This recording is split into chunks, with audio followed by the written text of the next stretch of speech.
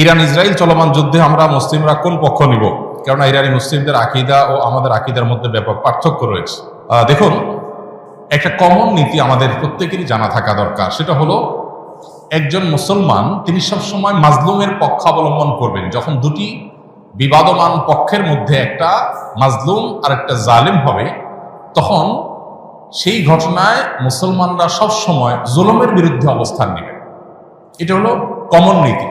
এমনকি জুলুমের শিকার মানুষটা যদি অমুসলিমও হয়, তারপরেও তার প্রতি মুসলমানের সিম্প্যাথি থাকবে। মুসলমান কখনো জুলুমের সাথে সঙ্গ দিবে না যদি জালেম মুসলমান হয়।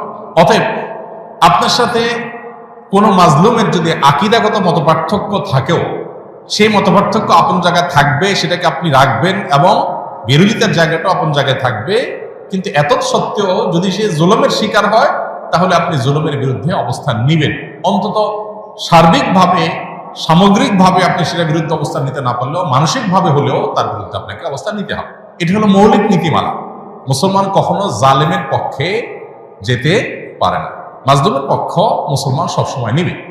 এক্ষেত্রে সূরা রোমের যে ঘটনা, সেটা আমাদের জন্য একটা বিশেষ নির্দেশনা হতে পারে। সূরা রোমের শুরুতেই আল্লাহ তাআলা যে বলেছেন আলিফ লাম মিম গুলিবাতির রোম, এখানে আমরা দেখেছি যে রোমানদের সাথে, তখন পারস্যের অগ্নিপূজকদের সাথে যে যুদ্ধ হয়েছে, সেই যুদ্ধে মক্কার মুশরিকরা পারস্যদের আর মক্কার মুসলমানেরা সাহাবায়ে কেরাম তারা রোমানদের সমর্থন করেছেন। কেন? কারণ রোমানদের সাথে আকীদাগত মতপার্থক্য থাকা সত্ত্বেও তারা আসমানি ধর্মে বিশ্বাসী, মুসলমানরা আসমানি ধর্মে বিশ্বাসী। এই জায়গাতে মিল আছে, এই যে ঐক্যের একটা যোগসূত্র আছে, সেটার ভিত্তিতে তাদের প্রতি সমর্থন ছিল। আর পারস্যের তারা মুশরিক ছিল, ঐক্যের যোগসূত্র ছিল না সে অর্থে, এই জন্য তাদের বিরুদ্ধে ছিল। অতএব আজও আমরা ওই মূলনীতি মাথায় রেখে অনেক আহলে কেবলা, অনেক আপনার মুসলিম আছেন যারা হয়তো বিভ্রান্ত, যারা হয়তো বিদআতে লিপ্ত, কেউ কেউ হয়তো শিরকে বা ইসলামের গণ্ডি থেকেও খারেজ, বা বাহ্যিক দৃষ্টিকোণ থেকে আদর্শ সময়তে মুসলমান মানুষ মনে করে পরিস্থিতি বিবেচনা, বিশেষ করে তারা যখন জুলুমের শিকার হবে, তখন জালিমের পতন চাওয়া বা তাদের চাইতে আরো বেশি জুলুম যারা করছে তাদের পতন চাওয়া বা তাদের ব্যাপারে আপনার যথাযথ অবস্থান গ্রহণ করা, এটা মুসলমানের, একজন দায়িত্বশীল মুসলমানের কর্তব্য। সেই স্ট্যান্ড বা সেই অবস্থানটা আমাদের এক্ষেত্রে হতে পারে। এছাড়া এটা তো ঠিক যে সিরিয়া যুদ্ধে ইরাকে বহু সুন্নিকে তারা হত্যা করেছে, নির্মমভাবে হাজার হাজার লক্ষ লক্ষ সুন্নিকে তারা হত্যা করেছে। মূলত পৃথিবীতে মানুষের পাপের কৃতকর্মের প্রায়শ্চিত্ত মানুষকে করতে হয়। বিশেষ করে জুলুম যদি করে কেউ, তাহলে জীবদ্দশাতেই তার প্রায়শ্চিত্ত করতে হয়, আখিরাতে তো আছেই। তো এই জন্য জুলুম থেকে আমরা সবসময় নিজেদেরকে বাঁচিয়ে রাখবো। কোনো যুক্তিতেই আমরা জুলুম করব না। এমনকি যুদ্ধক্ষেত্রেও নবী সাল্লাল্লাহু আলাইহি ওয়াসাল্লাম আমাদেরকে জুলুম করার পারমিশন দেন নাই। অমুসলিমের সাথে আল্লাহ তাআলা জুলুম করার পারমিশন আমাদেরকে দেন নাই। অতএব যেই জুলুম আল্লাহ নিজের জন্য হারাম করেছেন, হাদিসে কুদসিতে আল্লাহ বলেছেন, ইন্নী হারামতু যুলমা আলা নাফসি, হে আমার বান্দারা, তোমরা জেনে রাখো আমি নিজের প্রতি নিজের জুলুমকে হারাম করে রেখেছি। ফালা তাযালামু, অতএব তোমরা একে অন্যের প্রতি জুলুম করিও না। এটা আল্লাহর কথা, হাদিসে কুদসি তিনি বলেছেন। সো জুলুম থেকে আমরা হাজার মাইল দূরে থাকবো, আমার দ্বারা যেন কারোর প্রতি অবিচার না হয়। কারণ জুলুমের পক্ষে যারা থাকবে তাদের পতন অনিবার্য, আজ হোক আর দুদিন পরে হোক। ইসলামিক দলের ওরা কি বাধ্যতামূলক কিনা, নির্দিষ্ট দল না করলে কি মানুষ কাফের হয়ে যাবে? ভাই, এগুলো হলো বিভিন্ন আমাদের ভাই ব্রাদারদের বাড়াবাড়ি। বিভিন্ন ইসলামিক দলের কর্মীরা তারা তাদের মতো করে অনেক কথা বলেন, যেগুলো আসলে না কোরআন হাদিসে আছে, না তাদের দলের নেতারা তাদেরকে ভাই বলেন। এরকম অনেক ভাই ব্রাদার আছেন যারা এই ধরনের কথাবার্তা বলেন। একজন মুসলমান রাজনীতি সচেতন হতে হবে।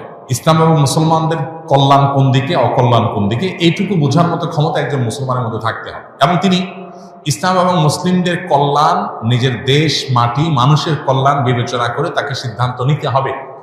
তার কোনো সিদ্ধান্ত এটা যদি কোনো খারাপ মানুষের বা ইসলাম মুসলমানদের প্রতি বিদ্বেষ পোষণকারী বা ইসলামের ব্যাপারে অমনোযোগী মানুষের এগিয়ে যাওয়ার পথকে উন্মোচন করে, সে আল্লাহর কাছে দায়ী থাকবে। এজন্য তার রাজনীতির সচেতনতা, তার মতামত এবং ভোট প্রদান, এগুলোর ক্ষেত্রে অবশ্যই দায়িত্বশীলতার পরিচয় একজন মানুষকে দিতে হবে।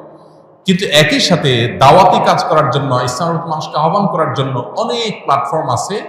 ইসলামী দলগুলো সেরকম অনেকগুলো প্ল্যাটফর্ম, অনেকগুলো দল, অনেকগুলো প্ল্যাটফর্ম। কেউ কোনো প্ল্যাটফর্মকে বেশি উপযোগী মনে করে সেই প্ল্যাটফর্মে তিনি কাজ করছেন, সেটা পলিটিক্যাল হতে পারে, নন পলিটিক্যাল হতে পারে। এটা আল্লাহর কাছে নাজাত পাওয়ার জন্য যথেষ্ট। মৌলিকভাবে মুসলিমদের যে মূল ধারা আছে, সেই মূল ধারা, সেই ধারার মধ্যে আবার বহু উপধারা, বহু প্ল্যাটফর্ম আছে, সেগুলোর বাইরে এসে মূল ধারার সাথে যাতে কানেক্টেড থাকে মুসলমানরা, সেখান থেকে বিচ্ছিন্নতাবাদের দিকে যেন না যায়, নিজস্ব কোনো মতবাদ যেন তৈরি না করে, আলাদা কোনো আপনার গিরিপথ যেন তৈরি না করে, এই ব্যাপারে শরীয়ত আমাদেরকে সতর্ক করে। যাতে ঐক্যবদ্ধ থাকার মানে হলো সেটা কোনো একটা বলয় বা প্ল্যাটফর্ম বা কোনো একটা সংগঠন, সাংগঠনিক পরিচয়, পলিটিক্যাল হোক নন পলিটিক্যাল হোক, এ ধরনের প্ল্যাটফর্মে কাজ করলে কাজের সুবিধা হয়, সন্দেহাতীতভাবে সেটি জায়েজ। কিন্তু সেটা করতে গিয়ে যদি আমরা অন্ধ হয়ে যাই, আমাদের ওয়ালা বাড়াটা যদি দলকে ঘিরেই হয়ে যায়, আল্লাহ এবং তার রাসূলের জন্য না হয়ে যদি সেটা সীমাবদ্ধ এবং সীমিত একটা চিন্তার জন্য হয়ে যায়, তাহলে সেটা আবার গুনাহের বিষয়ে হতে পারে। এই জন্য বিষয়গুলোকে পার্থক্য করা, পরখ করা, ইম্পর্টেন্সি এবং গুরুত্ব বোঝার পাশাপাশি কতটা ইম্পর্টেন্ট শরিয়াতে সেটাও বোঝা গুরুত্বপূর্ণ। আমরা অনেকে এক্ষেত্রে বাড়াবাড়ি করি, আবার অনেকে ছাড়াছাড়ি করি। এই দুইটারই অবসান হওয়া দরকার এবং সঠিকটা আমাদের অন্তত উপলব্ধি করা দরকার। আল্লাহ তাআলা বুঝার তৌফিক দান করুন। ওয়াহাবি ও সুন্নির মধ্যে পার্থক্য কি? এটা তো কমন একটা বিষয় আমাদের দেশে। সৌদি আরবের আব্দুল ওয়াহাব নজদীর অনুসারী যারা, বিশেষ করে যারা বেদাত এবং শিরকের ব্যাপারে একটু বেশি কঠোর এবং সচেতন, আমাদের সমাজে তাদেরকে ওয়াহাবি বলে মানুষ চিনি। যদিও ওয়াহাবি হওয়াটা কারোর কাছে গৌরবের, আবার কেউ এটাকে গালি হিসেবে দেয়।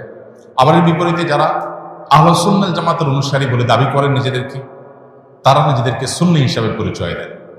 তাদের ব্যাপারে আবার ওয়াহাবি পরিচয় বা ওয়াহাবি ট্যাগ যাদেরকে দেওয়া হয়, তাদের দৃষ্টিভঙ্গি হলো যে এরা বেদাতের ব্যাপারে অনেক বেশি তারা আপনার শিথিল এবং বেদাতে অনেক বেশি লিপ্ত। এখানে অবশ্য বেদাতের সংজ্ঞা পরিচয় নিয়ে নানাবিধ মতো পার্থক্য আছে। এটা এমন একটা বিষয় যে এগুলো চাইলেই আমরা এই বাউন্ডারিগুলো দূর করে ফেলবো, এই ওয়ালগুলো দূর করে, দূরত্বগুলো দূর করে সব একাকার করে ফেলা সম্ভব না। তবে হ্যাঁ, কোনো মুসলমানের মধ্যেই মৌলিক কিছু বিষয় আছে যেগুলোতে কোনো পার্থক্য বা ভিন্নমত থাকার সুযোগ নেই। এর ভিতরে একটা হলো আমরা কিতাবুল্লাহ এবং সুন্নাত রাসূলুল্লাহর অনুসরণ করব, এর মধ্যেই নাজাত, এটাই হলো সেফ এবং নিরাপদ পথ। অতএব আমরা যত বেশি সুন্নাহর কাছাকাছি থাকবো বা সুন্নাহর উপরে থাকবো, তত বেশি আমরা নিরাপদ থাকবো ইনশাআল্লাহ। কিয়ামতের আগে বহুবিধ দল এবং ফেরকা তৈরি হবে। নবী সাল্লাল্লাহু আলাইহি ওয়াসাল্লাম বলেছেন, কুল্লুহুম ফিন্নার ইল্লা মিল্লাতুন ওয়াহিদা। এর মধ্যে একটা ফেরকা নাজাত প্রাপ্ত হবে। তারা কারা? তারা হলো মা আনা আলাইহি ওয়া আসহাবি। নবী সাল্লাল্লাহু আলাইহি ওয়াসাল্লাম তার সাহাবীরা যে পথে ছিলেন। বাস আমরা নবী সাল্লাল্লাহু আলাইহি ওয়াসাল্লাম এই কাজটা এভাবে করেছেন কিনা, করতে বলেছেন কিনা, সেটাকে আমরা আমাদের অবলম্বন হিসেবে গ্রহণ করলে এটাই হবে আমাদের জন্য নিরাপদ। ট্যাগ, নাম যাই দেয়া হোক না কেন, অতএব সেটা হলো আমাদের কাছে মুখ্য এবং মূল বিষয়।